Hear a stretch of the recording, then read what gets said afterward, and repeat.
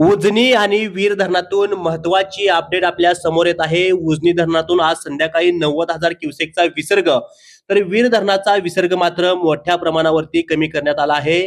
नमस्कार, महाराष्ट्र माझा न्यूज मध्ये आपलं सर्वांचं स्वागत आहे. 1 ऑगस्ट 2026 रोजी सायंकाळी 6 वाजेपर्यंतच्या अधिकृत आकडेवारीनुसार उजनी धरणाची पाणी पातळी ही 496.725 मीटर इतकी झाली असून म्हणजेच धरण 97.67% पोहोचले आहे. धरणात सध्याला 92,465 क्युसेक वेगाने पाण्याची आवक सुरू आहे.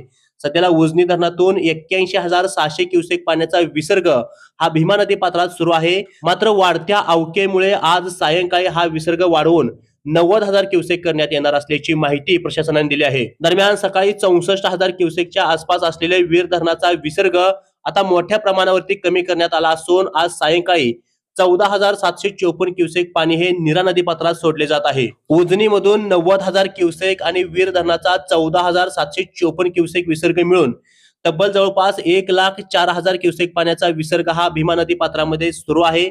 त्यामुळे भीमा नदी काठी अजून देखील पूर परिस्थिती कायम राहण्याची शक्यता आहे. दर्शको, उजनी वीर धरणाच्या आणि भीमा नदी पात्राच्या सर्वच अचूक आणि विश्वासार्ह अपडेटसाठी पाहत रहा महाराष्ट्र माझा न्यूज.